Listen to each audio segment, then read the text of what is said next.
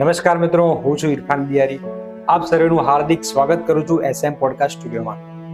આજે આપણે એક એવા ટોપિક પર વાત કરવાના છીએ જે છે સંગીત. સંગીત કોને ના ગમતું હોય? સંગીત બધા જ સાંભળતા હોય છે, બધાને સ્વરો ગમતા હોય છે, ઘણા કલાકારો ફેવરેટ હોય છે અને સંગીતની દુનિયા વિશે ઘણા બધા જાણતા પણ હોય છે. પણ શું ખરેખર તમે સંગીતની દુનિયા વિશે જાણો છો?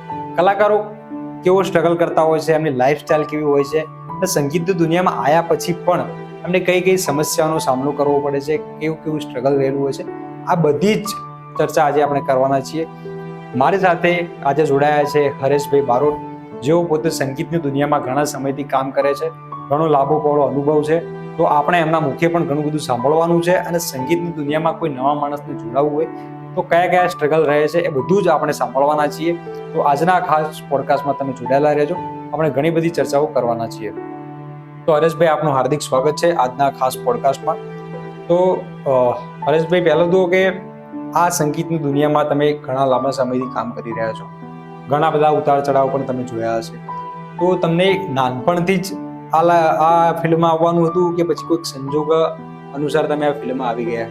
આમ તો મારે ગાવાનું છે શરૂઆતથી, જ્યારથી એમ કે મને સમજતો થયો બાલ મંદિરથી મળીને પ્રાથમિક શાળાઓમાં, હાઈસ્કૂલ, કોલેજ દરમિયાન શરૂઆત મારે ચાલુ જ છે ગાવાનું. પણ બચપણમાં એક ખાલી મનોરંજન માટે ગાતા હતા, એમ અંદરથી આમ એવું થતું કે.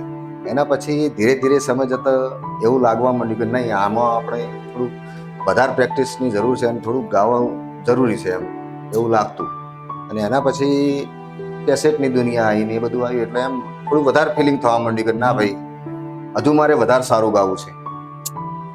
હરેશભાઈના કહેવા પ્રમાણે કે એ નાનપણથી જ આ લાઈનમાં આવવા માંગતા હતા અને એમને ગાવાનો શોખ હતો. પહેલા નાનપણમાં એવું હોય કે આપણે બધા ભાઈબંધો ભેગા થયા હોય તો પણ કંઈક અંતાક્ષરી રમતા હોય તો ગાવાનું થઈ જાય. પછી બાળ મંદિરમાં કે પછી પહેલા બીજા ધોરણમાં બેઠા હોય તો સંગીત સ્પર્ધા ને બધું રાખતા હોય તો આપણે રોજે અભ્યાસ થતો હોય છે. તો પછી તમે અભ્યાસ શરૂ કર્યો એ સમયે પણ તમે અમુક સ્પર્ધાઓમાં પણ ભાગ લીધો હશે. અને એ સમયમાં સ્કૂલમાં ખબર હતી કે તમને આવું ગાવાનો શોખ છે અથવા તમે આ લાઈનમાં આગળ વધવા માંગો છો, એવું સ્કૂલમાં ખબર હતી? સ્કૂલમાં બધા શિક્ષકો બધા મને ખૂબ સારો એવો સપોર્ટ કરતા. ગમે ત્યારે કોઈ નાનો મોટો કોઈ કાર્યક્રમ હોય એટલે તરત મારી પાસે આવે, મને એમ પૂછે કે ભાઈ તારે આ લોકગીત ભજનમાં કે ગરબામાં એમાં કોઈમાં ભાગ લેવો છે ગાવામાં, તો હું તરત હા પાડતો, કદી ના પાડી જ નથી. અને અમુક સમય તો મને એવું લાગે કે ખબર ના હોય તો સામેથી એમના જોડે જઈને નામ લખાવું. હા, એટલે શોખ એવી વસ્તુ છે કે તમારા અંદરથી એક વસ્તુ દેખાઈ આવે કે ભાઈ ના, આ એનું ફેશન છે, આ વસ્તુ પર એ કામ કરી શકે છે, તો લોકોને પણ આ ઓટોમેટિક જાણ થઈ જતી હોય છે. અને તમને અંદરથી હોય કે ના, મને ચાન્સ મળે તો હું બધા આગળ એક સ્ટેજ પરફોર્મન્સ કરું, હું એક પણ સારું ગીત ગાઉં. આ બધું પહેલેથી જ તમારું ચાલી આવતું હોય છે. તો તમારી સ્કૂલ લાઈફમાં પણ તમે સ્ટેજ પરફોર્મન્સ કર્યા હશે, લોકો સામે ગીતો પણ સારા એવા ગાધા હશે, અને એના પછી કોલેજ લાઈફમાં પણ તમે અમુક સ્પર્ધાઓમાં ભાગ લીધો હશે. તો કોલેજ લાઈફમાં પણ કોઈ એવો કિસ્સો હોય કે તમે સંગીત ગાધું હોય અને બધાએ બિરાજ્યું હોય અને બધાએ તમારી વાહ પણ કરી હોય, તો એવો એક કિસ્સો હોય તો શેર કરો. હા છે, મેં એગ્રીકલ્ચર BRS કોલેજ કરેલી, ખેતીવાડી. હા, તો એમાં શિક્ષણ નિવાસ, કેન્દ્ર નિવાસ, આ બધા એક કાર્યક્રમો આવતા હોય છે ટીવાયના વિદ્યાર્થીઓ હોય ને એમના માટે. તો એ કાર્યક્રમ 3 થી 4 દિવસ એવા ચાલતા હોય છે. એમાં સાંસ્કૃતિક કાર્યક્રમો, બધા નાટક, ગરબા, ભજન, આવું બધું ઘણા બધા કાર્યક્રમો થતા હોય છે. તો એ સમયે મને કહેવામાં નહોતું આવ્યું કે ભાઈ તું આમાં ભાગ લે ગયો. એ સમયે હું કોલેજમાં નવો જોઈન્ટ થયો હતો, પહેલા વર્ષમાં. એટલે મારા માટે તો એકદમ બધું નવું જ હતું, નવા મિત્રો કરવાના, આવું બધું હતું. મને ફાવતું પણ નહોતું એટલું. તેમ છતાંય એક દિવસ મેં કાર્યક્રમ જોયો, મને બહુ સારો લાગ્યો. કેમ કે ટીવાયના વિદ્યાર્થીઓ કાર્યક્રમ કરતા હતા, બધા બહુ સારા ટેલેન્ટેડ હતા. બધા ત્યાં ટેલેન્ટ સારું મળે છે લોકનિકેતન રતનપુરમાં, બરાબર. એટલે મને એમ થયું કે સારું કરે તો મારો તો જન્મ જ આ એવી જગ્યામાં થયો છે, તો મારા અંદર જે પડી છે હું કેમ આગળ નમું. પછી મેં સામેથી જે ટીમના લીડર હતા એમને કીધું કે ભાઈ મને 5 મિનિટ એવો કાર્યક્રમ મને આપો, ખાલી 5 મિનિટનો મને આપો કે તમે શું કરશો. હું બસ મારે જે ગાવું છે થોડું ડાયરા ટાઈપનું મારે ગાવું છે. બરાબર. અને એ કાર્યક્રમ તો મોટો કાર્યક્રમ થોડો બનાવી દીધો હતો એમને. એ સમયે લોકનિકેતનમાં હરીશી ચાવડા અને પુષ્પા દાદી, આ બંને હયાત હતા.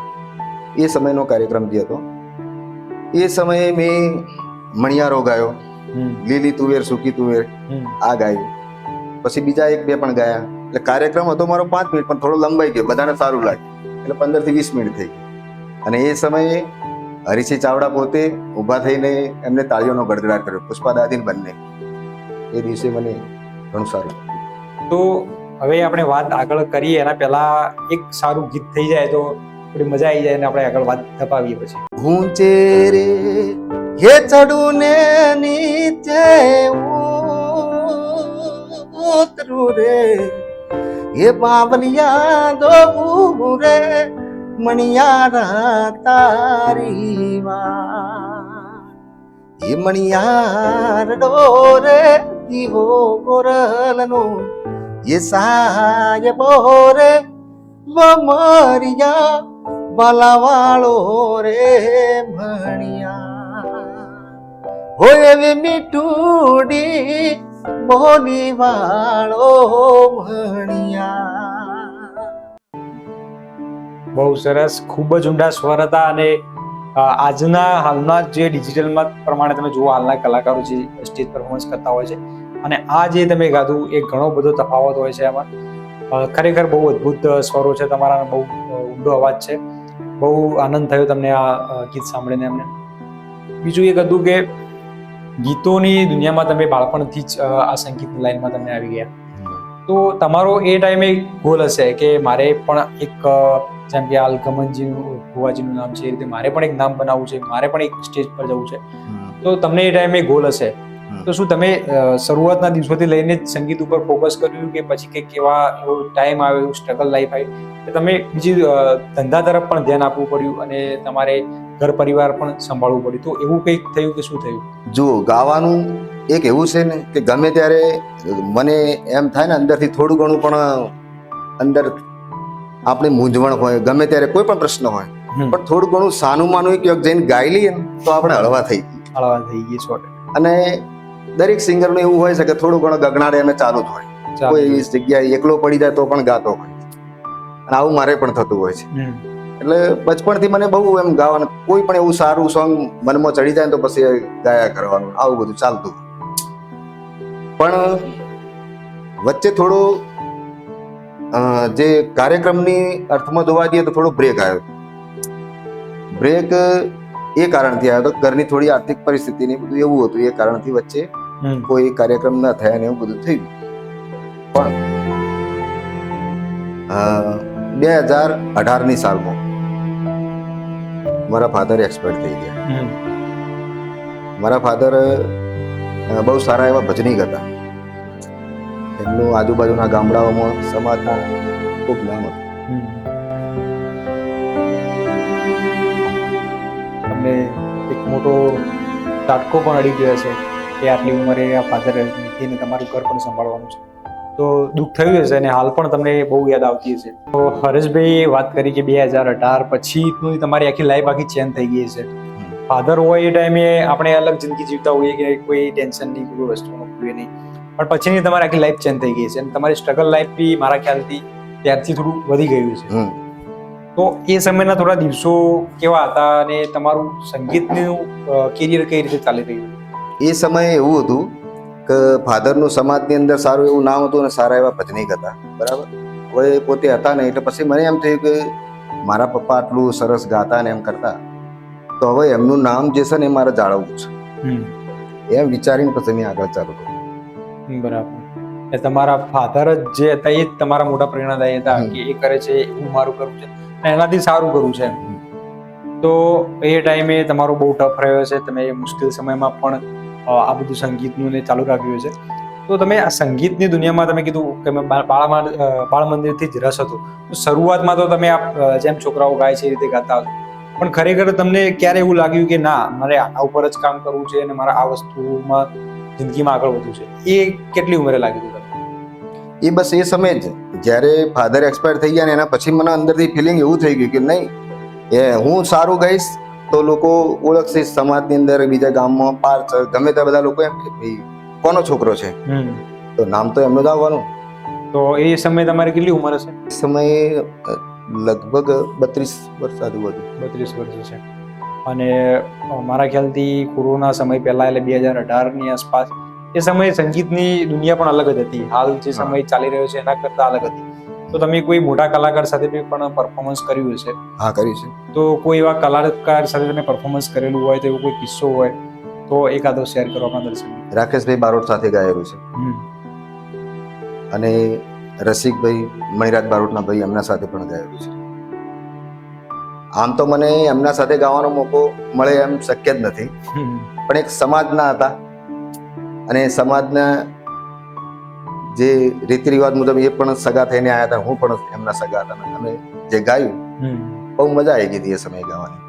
જે એમને વાત કરી કે બીજા કલાકારો સાથે પણ એમને સ્ટેજ પરફોર્મન્સ કરેલું છે, પણ એક બીજું કે જે કલાકારો રેગ્યુલર સ્ટેજ પરફોર્મન્સ કરતા હોય છે એમના કરતા આ એક વિશેષ છે. એનું કારણ એ છે કે લગભગ 150 કરતા પણ વધારે આલ્બમ સોંગ બનાવ્યા છે, જે હાલનું એક ક્રેઝ કહી શકાય કે હાલની પબ્લિક યુટ્યુબમાં વિડીયો વધારે જોતી હોય છે. સ્ટેજ પરફોર્મન્સ કરતા પણ એનો થોડો વધારે પ્રભાવ રહેતો હોય છે. તો 150 કરતા પણ વધારે આલ્બમ સોંગ પોતે જાતે કરેલા છે અને એના અંદર પણ એમનું ઘણું બધું સારું એવું પરફોર્મન્સ રહેલું છે. તો દર્શક મિત્રોને થોડો ખ્યાલ આવે એ પ્રમાણે તમારું યુટ્યુબ ચેનલનું નામ પણ થોડું સજેસ્ટ કરશો અને તમે ગાયેલા 1-2 સોંગ જે હોય એનું નામ પણ થોડું દર્શક મિત્રોને આપણે જણાવીશું. હા, મારી યુટ્યુબ ચેનલનું નામ છે હરેશ બારોટ ઓફિશિયલ 5706 એવું પૂરું નામ છે. અને એમાં લગભગ 150 જેટલા મારા નાના મોટા એવા સોંગ વિડીયો કરેલા છે. વિડીયો છે, MP3 છે, આ બધા ઘણા બધા સોંગ છે. સાજણ રે સાજણ તું તો સાંભળજે મારી વાતડી, એવી પ્રેમી રે પારેવાની રે તૂટી એવી દોરડી, તૂટી રે જોડલીને રોતી રહી રે કલડી, એવા કૈયા રે કાળ મોરે આ તો તૂટી રે પ્રીતલડી. બહુ સરસ. અને એક વસ્તુ મેં નોટ કરી કે તમે અંદરથી જે અવાજ કાઢો છો, પેટના કહી શકાય કે ડૂંટીના ભાગથી જે અવાજ અંદરથી કાઢો છો, તો એના માટે કઈ રીતની પ્રેક્ટિસ કરવી પડે કે આ અવાજ કઈ રીતે નીકળે? કોઈ પણ ગીત હોય, મને હું અત્યારે કોઈ બીજા અન્ય કલાકારોનું પણ ગીત ઘણા બધાને સાંભળતા હોય, એમ જ જે નવા સિંગરનો તો ખાસ સાંભળું છું, પણ એમ કે નાભીમાંથી સૂર ના નીકળે તો પછી એ ગાયકી નકામી છે. કોઈ પણ સોંગ હોય તો એનો ન્યાય મળવો જોઈએ કે એ સોંગ કઈ ટાઈપનું છે, એ શું કહેવા માંગે છે, તો એ પ્રમાણેનો અંદર રસ આપણે આપવો જોઈએ. એ વસ્તુ આપણી સાથે જ, એ ઘટના આપણી સાથે જ બની ગઈ છે. જો એવું વિચારીને ગાશો ને તો જ તમે સારું ગાઈ શકશો. એ જ વસ્તુ છે. અને એક નાભીમાંથી અવાજ જે નીકળે છે તમારો, એના માટે કયા પ્રકારની પ્રેક્ટિસ કરવી પડે? કુદરતી બક્ષિસ છે. જે અંદર જે વિચારો છે એ મગજની અંદર જાય છે, એટલે નાભી સુધી પહોંચે છે અને નાભી એને અવાજ આપે છે. સરસ વાત કરી કે નાભીમાંથી અવાજ કાઢવો એ પણ એક કળા છે. એ બધાનું કામ નથી કે ભાઈ અંદરથી અવાજ નીકળી જાય, તો એ પણ એક કળા છે અને એ બહુ સારી રીતે પરફોર્મ કરે છે. એ કળાનો સારો એવો લાભ પણ લે છે. તો હરેશભાઈ, બીજું કે તમે યુટ્યુબના આલ્બમ સોંગ રેગ્યુલર બનાવતા હશો, તો એની સાથે સાથે તમે જોબ પણ કરો છો? હા, જોબ કરું છું. તો જોબની સાથે આ સંગીતની એક કળા છે, એ કઈ રીતે તમે સાચવી રાખી છે આટલા ટાઈમ? જો ઘણી બધી તકલીફો તો પડતી હોય છે, કેમ કે પ્રાઇવેટ કંપનીમાં જોબ કરવી એટલે ઘણું બધું કઠિન બાબત છે. એમાં કોઈ ફિક્સ ટાઈમ નથી હોતા, આવું બધું હોય છે. તેમ છતાંય થોડો ઘણો જે મને ટાઈમ મળે હું મારી રીતે ગમે તે રીતે એમ સેટ કરતો હોઉં છું કે ભાઈ આટલો ટાઈમ આવા આ રીતે. પણ જે જોબ કરું છું એના અંદર હું પૂરતો ટાઈમ આપું છું અને એના અંદર મારે એવું મેં હાથ દડાવતી એવું નથી કર્યું કે એમાં મેં ખોટું કર્યું હોય ને આમાં હું ટાઈમ ફાળ્યો, એવું તો ક્યારેય કર્યું નથી. જે ટાઈમ લીધો એ પૂરેપૂરો લીધો અને મૂડથી જ જવાનું, પૂરેપૂરો ટાઈમ લઈને એવું પણ નહીં કે ભાઈ નાસ ભાગમાં આપણે ફટાફટ કામ પતાવીને જતા રહીએ, એવું પણ નથી કર્યું. જે કામ કરીએ દિલથી કરીએ. તમે જોબ તો કરો જ છો, પણ સાથે સાથે તમે જે સંગીતનું જે તમને રસ છે એના પર પણ તમે ધ્યાન આપો છો અને ઈમાનદારીથી કામ પણ તમે જોબ પણ કરો જ છો. તો એક નવા કલાકારને, મતલબ એક ઉભરતો કલાકાર છે જેને બાળપણથી શરૂઆત કરી, એવો કોઈ કલાકાર છે તો એને સંગીતની દુનિયામાં આગળ વધવું છે, તો એમને તમે આટલા વર્ષોથી કરો છો, તમને અનુભવ હશે, તો કઈ રીતે વધી શકાય અને કયા કયા સ્ટેજ એના શરૂઆતમાં આવે છે? આના માટે એક વસ્તુ એટલી નક્કી છે કે સમય. સમય આપો. સમયને વેડફી મત નાખો. તમારી જોડે જે પણ સમય મળ્યો છે તો એ સમયને તમે યોગ્ય રીતે વાપરો. અત્યારે ગાયક કલાકારની વાત નથી, કોઈ પણ દુનિયાની અંદર કોઈ પણ માણસ એવો નથી કે જેના અંદર ટેલેન્ટ ન હોય. દરેક વ્યક્તિના અંદર અલગ અલગ પ્રકારનું ટેલેન્ટ હોય જ, પણ એ ટેલેન્ટ એ વ્યક્તિને જાતે ઓળખવું પડે અને જાતે ઓળખીને માર્કેટની અંદર બહાર લાવે. એને કોઈ કહે કે તારા અંદર આ ટેલેન્ટ છે, તું બહાર કાઢ, એમાં મજા નથી. એ પોતે એમ થવું જોઈએ કે નહીં, મારા અંદર આ વસ્તુ પડી છે તો હું આની પાછળ મહેનત કરું. અને મહેનત કરવા માટે ક્યાંય જવાની જરૂર નથી. મહેનત પોતાના ઘરમાં પણ થાય, ગમે તે જગ્યાએ જો પણ બેઠા હોય તો રિયાઝ કરવાનું. ગાવામાં શું હોય? રિયાઝ કરવાનું. તમને જે સારું ગમતું હોય તમે તો ગાઓ, એ રિયાઝ જ થાય. કોઈ એવી સારી જગ્યા લાગે તો એ જગ્યાએ તમે ખુલ્લા મનથી ગાઓ તો પણ એક રિયાઝ છે. વાત કરી કે મહેનત એટલે કે પરિશ્રમ સિવાય કોઈ પેલું નથી. પરિશ્રમ એટલે મહેનત તમે કરશો તો એનું પરિણામ તમને 100% મળશે. અને ડિસિપ્લિન એટલે કે તમારી લાઈફમાં ડિસિપ્લિન હોય, આટલા વાગે ઉઠવું, આટલા વાગે ઊંઘવું, એ બધું હશે તો પછી તમારા અંદર શું કળા છે તમને ઓટોમેટિક ખબર પડી જશે. આમ નામ ના ખબર પડે કે તમારા અંદર શું કળા છે. અમુક માણસો એવું કહેતા હોય છે કે ભાઈ મારા અંદર તો કોઈ ટેલેન્ટ જ નથી, કે મને તો ભગવાને કોઈ ટેલેન્ટ આપ્યું જ નથી. એવું નથી હોતું. દરેક માણસ અલગ છે. દરેક માણસની અંદર અલગ અલગ ટેલેન્ટ રહેલું છે. એ ટેલેન્ટ તમને ત્યારે જ ખબર પડશે જ્યારે તમે ડિસિપ્લિન થશો. ડિસિપ્લિન તમે નિયમિત થશો, નિયમિત કામ કરશો, ત્યારે તમારી અંદરની કળા તમને ખબર પડશે. અને કળા પર કામ કરશો તો તમને 100% રિઝલ્ટ મળશે. અને જે કળા ઉપર કામ કરીને જે પૈસા મળે છે એમનો અલગ જ આનંદ હોય છે. તમે જોબ પણ કરતા હશો તો તમે સંગીતની દુનિયામાં પણ કામ કરો જ છો. તો જોબમાંથી જે પૈસા આવે છે અને સંગીતમાંથી જે આવે છે એના વચ્ચે તમને તફાવત ચોખ્ખો દેખાઈ આવતો હશે કે ખરેખર તમને મજા આવતી હતી એ સબ્જેક્ટ ઉપર કામ કરો છો તો એના પૈસા તમને અલગ જ આનંદ આવે. ના, મને મજા આવતી હતી, મને આમાંથી પૈસા આવ્યા છે. અને નોકરીનું તો જે છે એ પરિસ્થિતિ પ્રમાણે કરવું જ પડે. તો બીજું એક હતું કે તમે સંગીતની દુનિયામાં પણ એક કામ કરી રહ્યા છો અને તમે જે નોર્મલી માણસો જોબ કરતા હોય છે એ પણ કરી રહ્યા છો. તો બંનેને બેલેન્સ કઈ રીતે રાખો છો? બંને સાચવવી બહુ અઘરી પડી જાય. કાં તો પછી તમે જોબ પર ધ્યાન આપો, કાં તો પછી તમે સંગીતમાં આગળ વધો. તો બંનેને બેલેન્સ કરીને સાથે કઈ રીતે ચાલી રહ્યા? તમારી વાત એકદમ સાચી છે. મને ઘણા બધા લોકો કહેતા હોય છે કે યાર તમે રેગ્યુલર નોકરી જતા હો છો, આવતા હો છો, સવારે વહેલા જતા હોય, સાંજે મોડા આવતા હોય, તો પછી આ કયા ટાઈમે તમે આ બધા વિડીયો બનાવો છો, કયા ટાઈમે તમે આ બધું કરો છો? આવું મને ઘણા બધા પ્રશ્નો કરતા હોય. એટલે હું એમને હસતા હસતા મારી રીતે બધા જવાબ આપતો હોઉં કે ભાઈ જાદુ કરું છું, કામ કરું છું, તેમ એમ બધું કહેતો હોઉં છું. પણ ઘણું બધું કઠિન તો પડે છે. ટાઈમ નીકાળવો, બધું કરવું, અને આર્થિક રીતે ભાઈ પૈસા ખર્ચ પણ કરવાના થતા હોય છે. આમાં થતા જ હોય છે. એમાં સ્ટુડિયો રેકોર્ડિંગ કરવાનો અલગ ખર્ચ આવતો હોય છે, થતા હોય છે બધા. અને સક્સેસની તો પછીની વાત છે. તમે મૂક્યા પછી શું વ્યૂ આવે છે, શું આવે છે, તો પછીની વાત છે.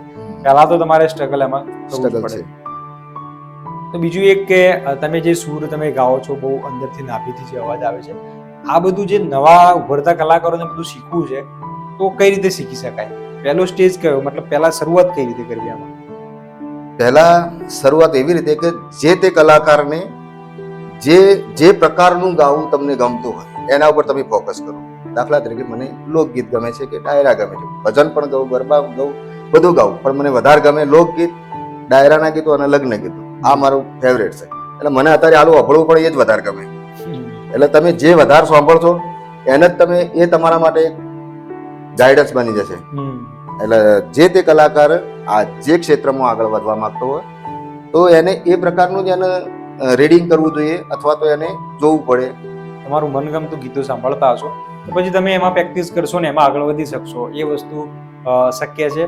અને જે હરેશભાઈએ વાત કરી કે એમને પણ જે ડાયરાઓ ગમે છે, જે ભજન ગમતા હોય છે, એ સાંભળતા હોય છે તો ઓટોમેટિક એની પ્રેક્ટિસ થઈ અને એમાં તમે સારું પરફોર્મન્સ કરી શકતા હોય છો.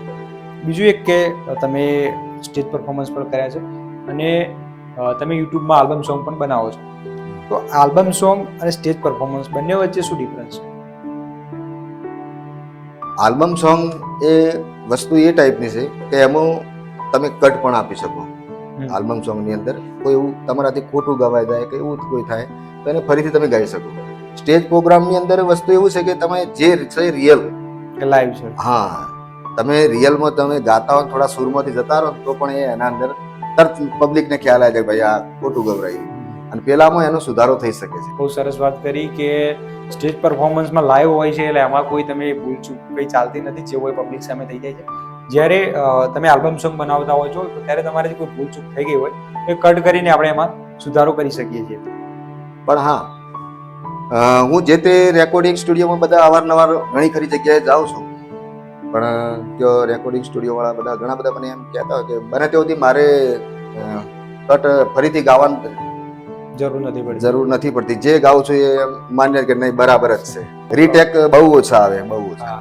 અને મને અત્યારે હાલ યુટ્યુબમાં ગાવાનો જે શોખ છે, જે મને કેસેટ બનાવવાનો એ કારણ આ જ કારણ છે કે મારે રીટેક ઓછા આવે છે. એ કારણથી મને બહુ મજા આવે છે. આ વસ્તુ ત્યારે શક્ય બને છે જ્યારે તમે લાંબા સમયથી આના પર કામ કરી રહ્યા હોય અને તમે આનો રસ હોય, તમને આમાં ઇન્ટરેસ્ટ હશે તો જ તમે આ લેવલે કામ કરી શકતા હો છો. બાકી રીટેક તો સામાન્ય માણસો આવી જાય તો રીટેક તો લેવા જ પડતા હોય છે. કાં તો સોંગ સારું ગાતું હોય તો પછી તમારું બોડી બિહેવિયર સારું ના હોય કે કઈ એવું પ્રોબ્લેમ થાય, એ વસ્તુ થતી હોય છે. તો શરૂઆતથી તમે જ્યારે ગાવાનું ચાલુ કર્યું તો યુટ્યુબનું મારા ખ્યાલથી તમે 2018 પછી ચાલુ કર્યું કે 2018 પહેલા? 2018 પછી જ ચાલુ કર્યું. 2018 પછી યુટ્યુબની દુનિયામાં આવ્યા, ડિજિટલ જે કહી શકાય એ રીતે તમે એમાં શરૂઆત કરેલી. તો સ્ટેજ પરફોર્મન્સનું અલગ ચાર્જીસ રહેતા હોય છે, એમના કલાકારોને અલગ અલગ ચાર્જ મળતા હોય છે અને આલ્બમ સોંગનું પણ ઇન્કમ અલગ રીતે જનરેટ થતી હોય છે. તો નવા કલાકારને શરૂઆત કરવી છે તો સ્ટેજ પરફોર્મન્સ સારું રહેશે કે પછી આલ્બમ સોંગ સારું રહેશે? આમ તો બંને સારું જ છે, પણ ભાગ્યની વાત આવી આમાં. ખરેખર આમાં ભાગ્યની વાત છે. અત્યારનો સમય એવો થઈ ગયો છે કે માણસ એક ખાલી 2 મિનિટની રીલ બનાવે તો વાયરલ થઈ, બરાબર, અને જો એ રીલ ગમે તે કારણોસર વાયરલ થઈ જાય તો એ ફેમસ થઈ ગયો ને મોટો કલાકાર બની ગયો. આવું છે. પણ એના પાછળ પબ્લિક એ નથી જોતી કે આને કેટલા વર્ષનો એક્સપિરિયન્સ છે, આને શું કર્યું છે, શું નથી કર્યું. આવું કોઈ એનું પાછળનું બેકગ્રાઉન્ડ જોવા જતું નથી. ખાલી એક 2 મિનિટની રીલ અથવા 30 સેકન્ડની, 2 મિનિટની પણ નહીં હોતી, 30 સેકન્ડની રીલ, એટલામાં એ વ્યક્તિ ફેમસ થઈ ગયો. એટલે અત્યારે એવું જરાય રહ્યું નથી કે આ કરવાથી ફેમસ થાય, આ કરવાથી. પણ ખરેખર હું તો એવું માનું છું કે ખરેખર જેને જે ગાવાનો જે રસ જે કરો, જે હાલ તમે વાત કરી એમ નાભીમાંથી ગાવું, દરેક સોંગને ન્યાય આપવું, કોઈ પણ ગીત ગાવું ગમે તે, તો એના પૂરેપૂરું એના ભાવ આપવો, આ વસ્તુ જરૂરી છે. આ વસ્તુ જરૂરી હોય તો જ પછી સોંગ આગળ આવી શકે, તો જ આવે ને.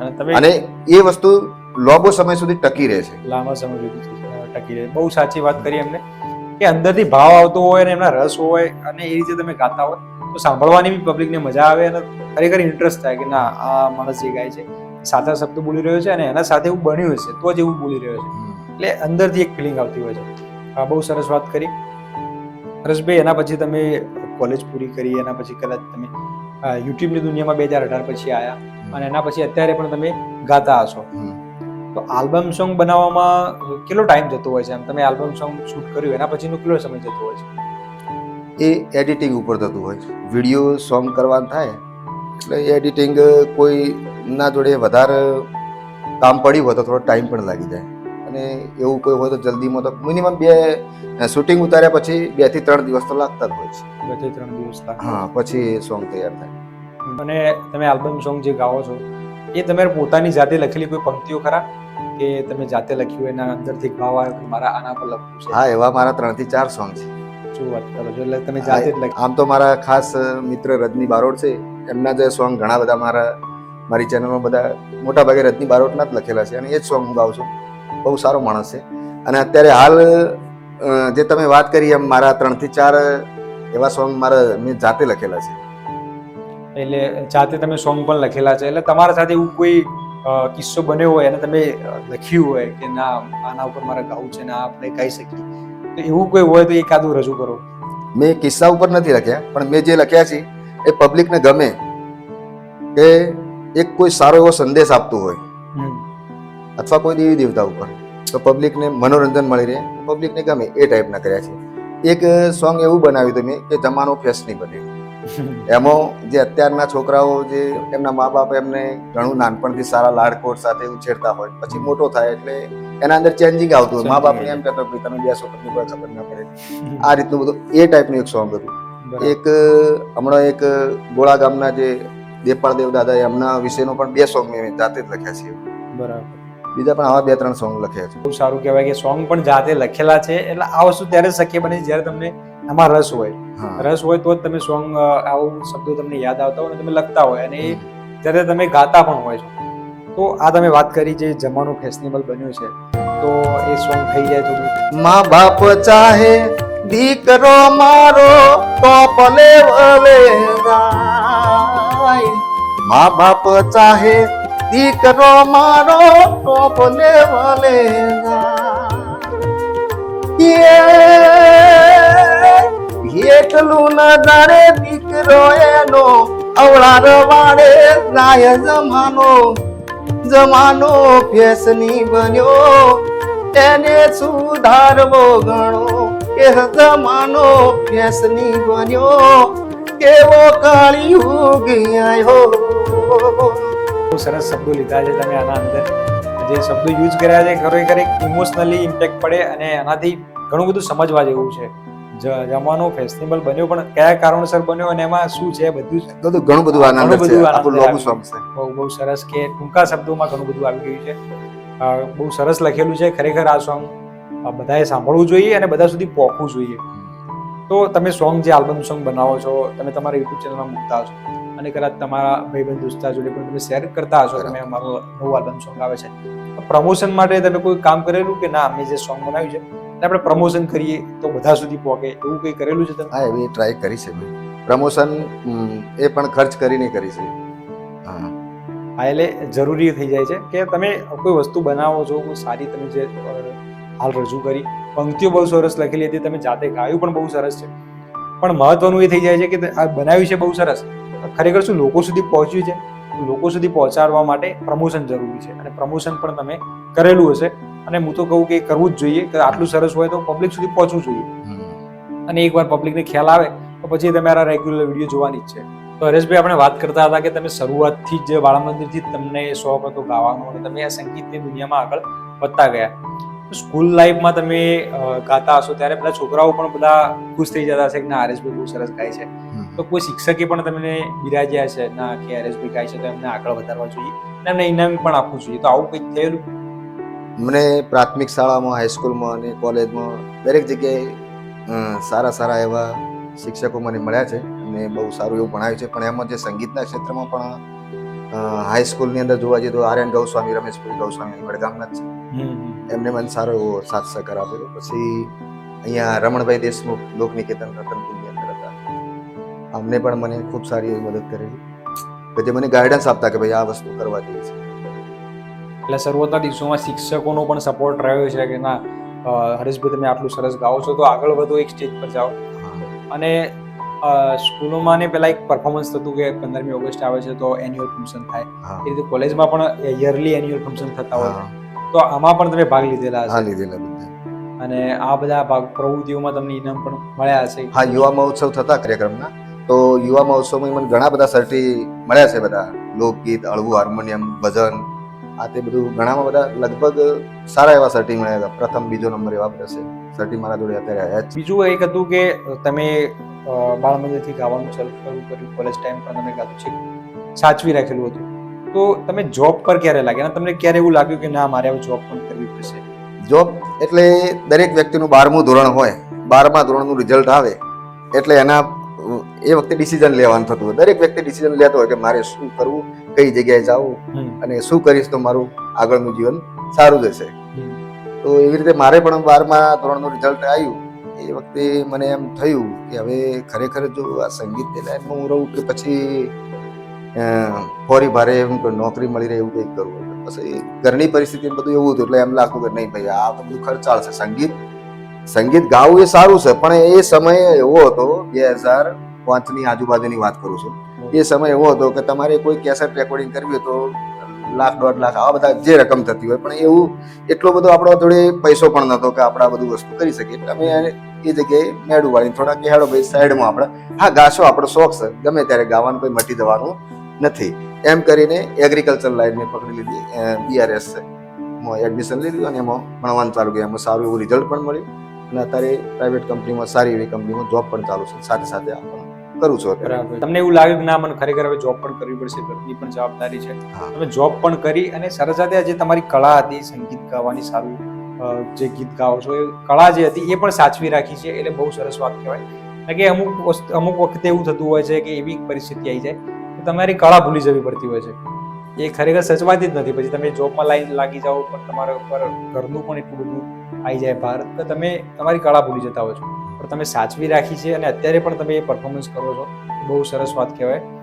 અને બીજું એક હતું કે તમે કોલેજ લાઈફ પછી પણ અત્યારે પણ ગાઓ જ છો, તો આલ્બમ સોંગ જે તમે બનાવો છો એ આલ્બમ સોંગ તમે તૈયાર કરી લો છો કે પછી એને લખી અને પછી ગાઓ છો? આલ્બમ સોંગ એ રાઇટર લખતા હોય છે પહેલા, લખીને અમને બતાવતા, એટલે અમે શબ્દો જોઈ લઈએ કે ના ભાઈ શબ્દો બરાબર છે, સારા છે. આ તો પછી એમને રાગ પૂછતા, ભાઈ આનો રાગ કઈ રીતનો છે, તો પછી એમને રાગ કહેતો હોય કે ભાઈ આ રીતનો. પછી જ્યારે સ્ટુડિયોમાં જવાનું થાય એટલે એ સમયે જોઈ લઈએ કે ભાઈ આ રાગ, એના હાથે રીધમ, આ બધું મેળવતા હોય છે અને જે સારું લાગે એ પ્રમાણે ગીત તૈયાર કરતા હોય છે. એટલે સંગીતમાં પણ ઘણા બધા પ્રકારો હોય છે, જેમ કે ભજન છે, ભજન અલગ રાઇટ્સમાં ગાવું પડે, ડાયરા અલગ થાય છે, જે સ્ટેજ પરફોર્મન્સ હોય છે એ અલગ હોય છે. તો આમાં ઘણા બધા પ્રકારો આવતા હોય છે. મને તો એટલું બધું ખ્યાલ પણ નથી, પણ ઘણું બધું આવતું હોય છે. તો તમારું ફેવરેટ કયું, તમારું મનપસંદ ભજન છે કે પછી સ્ટેજ પરફોર્મન્સ છે કે પછી ડાયરા છે, તમારું મનપસંદ કયું છે? મારું મનપસંદ લોકગીત ખાસ અને લગ્ન ગીત. લગ્ન ગીત અત્યારે હમણાં એક બે આપણે ગાયા, પણ થોડું લોકગીત ટાઈપનું. લગ્ન ગીત હજુ સુધી કોઈ ગાયા નથી હજુ. બરાબર. લગ્ન ગીત પણ તમારા ફેવરેટ છે, હા, મતલબ લગ્ન તમને ગીત ગાવું ગમે છે. ફેવરેટ છે. તો એકાદું લગ્ન ગીત પણ થઈ જાય તો હે આવી રૂડી આંબલિયાની ડાળ, હિંચકો રે બાંધ્યો હીરનો રે જે મારા,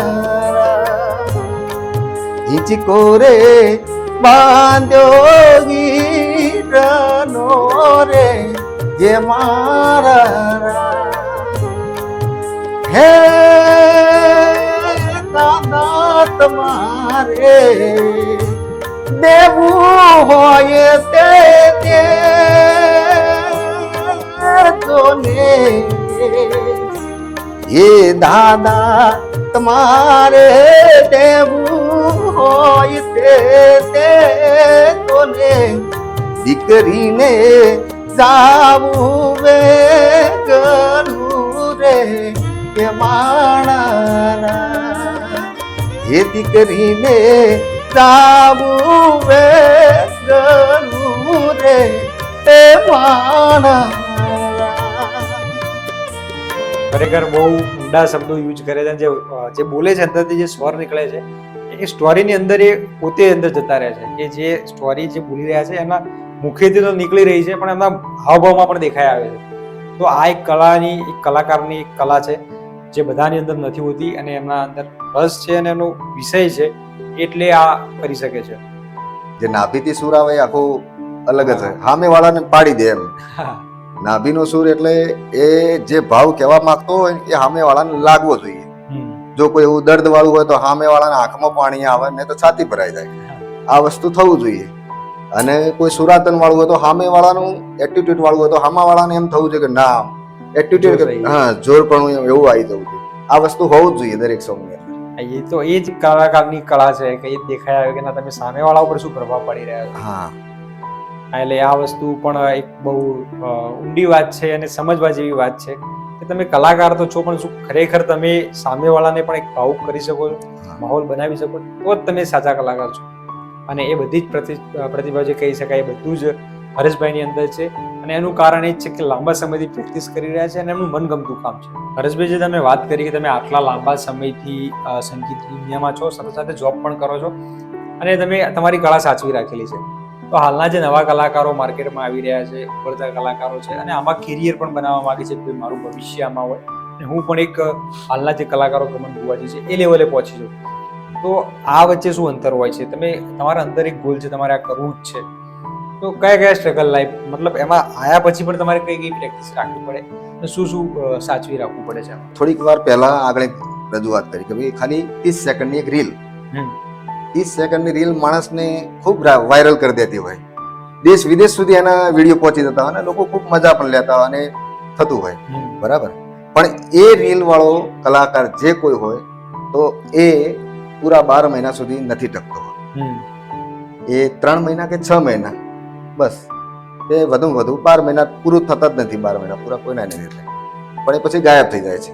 તો પછી આના માટે શું કે આના માટે પ્રેક્ટિસ, રિયાઝ આ બધું જરૂરી છે. અને તમારા પસંદગીના ગીતો, તમારે તમને જે ગમે છે એ ટાઈપના ગીતો બનાવવા, તો જ લાંબો સમય સુધી ટકી શકશો. બહુ સરસ વાત કરી કે તમારું આ ફિલ્મમાં આવ્યા પછી પણ ટકવું છે તો તમારી પ્રેક્ટિસ જરૂરી છે. અને તમારા મનપસંદ ગીતો તમે જો ગાતા રહેશો, વારે વારે પ્રેક્ટિસ કરતા રહેશો, સ્ટેજ પરફોર્મન્સ કરતા રહેશો, આલ્બમ સોંગ બનાવતા રહેશો, તો તમે આના પર ચાલી શકશો અને તમે આના ઉપર કેરિયર બનાવી શકો છો. આમાં તમે સારી એવી ઇન્કમ પણ જનરેટ કરી શકો છો. પણ તમે એક રીલ બનાવી 30 સેકન્ડની અને પછી તમે ખોવાઈ જ ગયા તો પછી તમે માર્કેટમાંથી પણ ખોવાઈ જ જવાના છો. ભલે તમારી રીલ્સ વાયરલ જતી. એટલે હાલના સમયના જે શોર્ટ રીલ્સો બનાવીને મૂકે છે એક થોડું ગીત ગાઈને, તો એમાં તમને રિસ્પોન્સ મળે છે પણ તમે લાંબા સમય સુધી માર્કેટમાં નથી ટકી શકતા. એનું આ જ કારણ છે કે તમારા અંદર ગટ્સ નથી, મતલબ અંદરનું જે હોવું જોઈએ, પ્રેક્ટિસ હોવી જોઈએ એ નથી હોતી. એના કારણે તમે નથી ટકી શકતા. હરેશભાઈ, આપણે આગળ વાત કરીને આપણે વાત કરી રહ્યા હતા હમણાં કે નોકરી પણ તમે કરી અને સાથે સાથે સંગીતની જે કળા છે એ પણ સાચવી રાખી છે. તો અત્યારના જે જનરેશન છે કલાકાર બનવા માંગે છે, તો એને સાથે સાથે નોકરી પણ કરવી જોઈએ કે પછી કલાકાર ઉપર જ ફોકસ કરવું જોઈએ?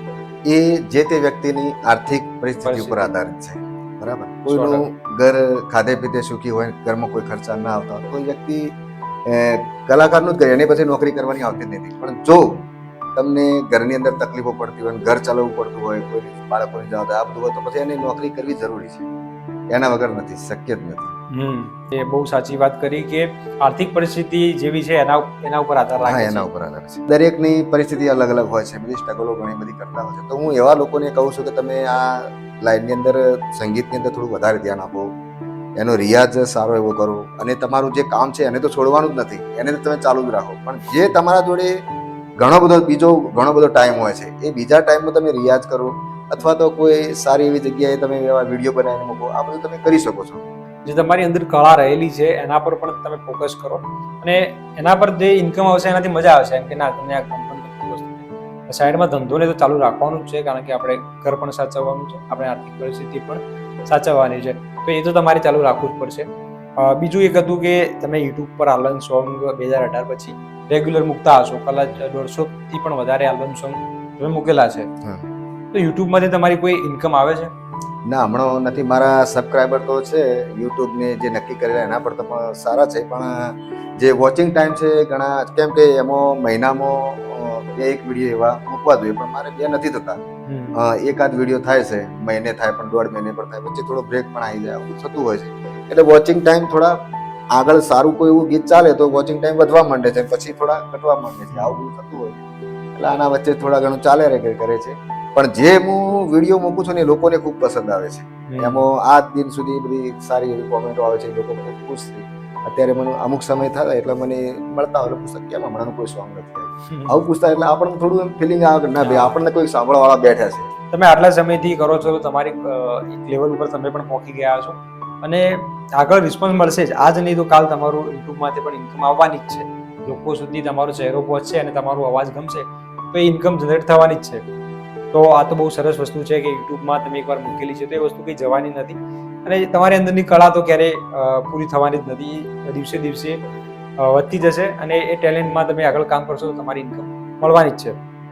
હાલમાં તમે એક નવું સોંગ પણ રિલીઝ કરવા જઈ રહ્યા છો, તો એ સોંગના થોડું 1-2 શબ્દો તમે દર્શક મિત્રો સાથે પણ શેર કરો, જેથી એ સમજી શકે કે સોંગ કઈ રીતનું બનાવેલું છે. હમણાં મારું એક સરસ મજાનું નવું માતાજીનું એવું સોંગ છે જેનું નામ છે હૈયે હળવાશ, એવું ટાઇટલ આપ્યું છે. અને સોંગ ખરેખર ખૂબ સરસ છે અને મેં પણ એને ઘણા ભાવથી સારી રીતે ગાયું છે. જે અત્યારે હાલની જનરેશન જે જોવા માંગી રહી, જે સાંભળે છે, જે અમને ગમે છે, જે ટાઈપના ગીતો અત્યારે ચાલે છે, એ ટાઈપનું સોંગ અમે બનાવ્યું છે. દર્શક મિત્રોને પણ વિનંતી છે કે હરેશભાઈનું જે નવું સોંગ આવે છે એકવાર જરૂરથી સાંભળવું. તો હરેશભાઈ, તમે અમારા સ્ટુડિયો આવ્યા છો તો પછી એ સોંગની 1-2 લાઈન થઈ જાય જેથી દર્શક મિત્રોને પણ ખ્યાલ આવે. હા, ચોક્કસ. હો તારું નોમ લેવાતી હૈયે હળવાસ મળે, હો તારું નોમ લેવાતી હૈયે હળવાસ મળે, બધા દુઃખો મારાથી દૂર દૂર ભાગે. હો મારું મનડું તારા મટડા સિવાય ચોય ના લાગે, હો મારું મનડું તારા મટડા સિવાય ચોય ના લાગે. બહુ સરસ શબ્દો વાપર્યા છે, તમે જરૂરથી જોજો. ખૂબ ઊંડા શબ્દો વાપરેલા છે અને મજા આવશે સાંભળવાની. અને એમનો અવાજ તો, અવાજ વિશે તો શું વાત કરવી, કે અવાજ તો બહુ સરસ છે અને એક અંદરથી અવાજ નીકળે છે. તો સાંભળજો જરૂરથી, બહુ મજા આવશે. ખરેખર આજે હરેશભાઈ જોડે વાત કરીને બહુ આનંદ થયો અને ઘણું બધું શીખવા મને પણ મળ્યું, અને આશા રાખીએ છીએ કે દર્શક મિત્રો તમને પણ ઘણું બધું જાણવા અને સમજવા મળ્યું હશે. આવા અવનવા પોડકાસ્ટ એસએમ પોડકાસ્ટ સ્ટુડિયો પર આવતા રહેશે. રંગીલું વડગામ અને એસએમ પોડકાસ્ટ સ્ટુડિયોના સહયોગથી અમે દર રવિવારે આવા પોડકાસ્ટ અવનવા કરતા હોઈએ છીએ. આપણા વડગામ તાલુકામાં જે પણ ટેલેન્ટેડ માણસો છે, જેના અંદર ટેલેન્ટ રહેલું છે, એમને આપણા સ્ટુડિયો પર બોલાવીએ છીએ અને એ ટેલેન્ટ તમારી સમક્ષ રજૂ કરીએ છીએ. આવા અવનવા વિડીયો આવતા રહેશે, અમારા સાથે જોડાયેલા રહેજો. Thank you. જય હિન્દ, જય ભારત.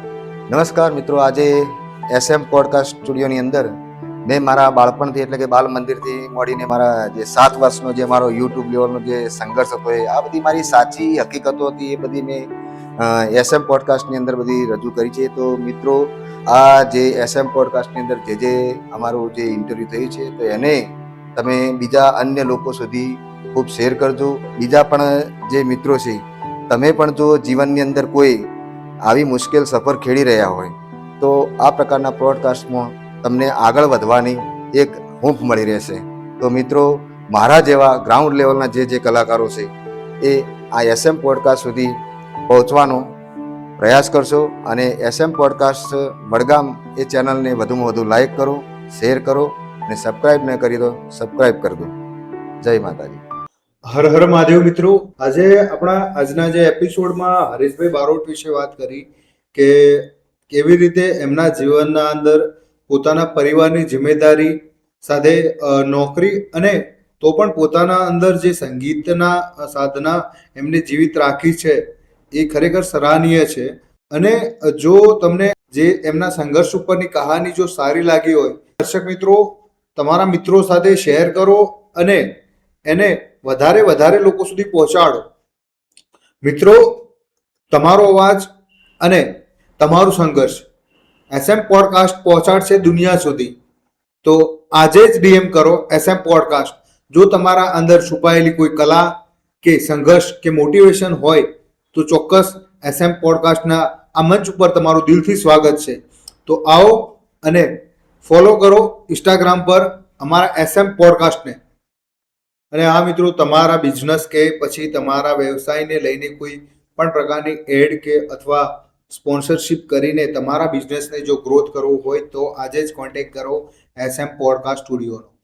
અને ઇન્સ્ટાગ્રામ પર ડીએમ કરશો તો પણ તમને ત્યાંથી રિપ્લાય મળી જશે. અને અમારો કોન્ટેક્ટ નંબર છે 9898122349. તો ચોક્કસ કોન્ટેક્ટ કરો અને આજે જ આવો એસએમ પોડકાસ્ટમાં. ફરી મળીશું મિત્રો આવનાર નવા પોડકાસ્ટમાં નવા કહાની સાથે. હું તમારો દોસ્ત કેતન જોશી.